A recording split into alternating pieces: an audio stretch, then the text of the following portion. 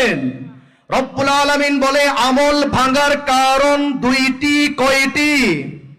যে আমল আপনি করছেন সকাল থেকে সন্ধ্যা পর্যন্ত, সন্ধ্যা থেকে সকাল পর্যন্ত, ফরজ নামাজ, ওয়াজিব ইবাদত, সুন্নত ইবাদত, নফল ইবাদত, যতগুলো আমল করছেন সকল আমলগুলা দুইটি কারণে ভেঙে যায়। কয়টি কারণে? কথা বল, কয়টি কারণে?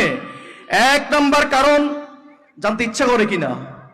আপনার অজান্তে আপনি যত আমল করছেন, তাসবিহ, তাহলিল, কোরআন তেলাওয়াত, ভোটের সময় আসলে মাথায় পট্টি বাঁধবেন, উমরা করবেন, হজ করবেন, সব ধ্বংস, সব আমল তোমার ধ্বংস হয়ে যাবে দুইটি কাজ করলে। কয়টি কাজ করলে? কয়টি কাজ? কয়টি কাজ?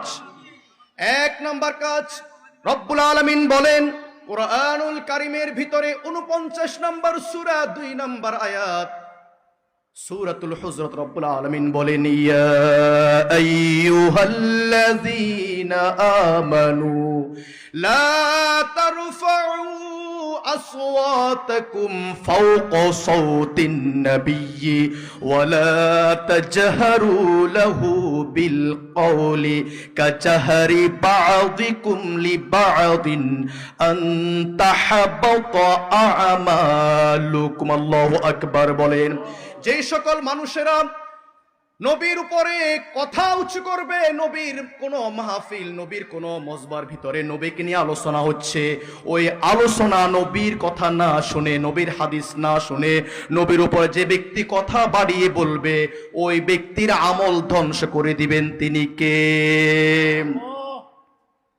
আনতাহবাতা আমালুকুম, তোমার সকল আমল শেষ।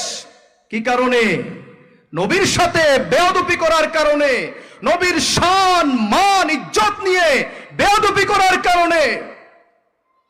16 বছর পর্যন্ত অনেক দেখেছি নবীকে নিয়ে বিদ্রোহ ছিল, কোনো শব্দ কেউ দেয় নাই।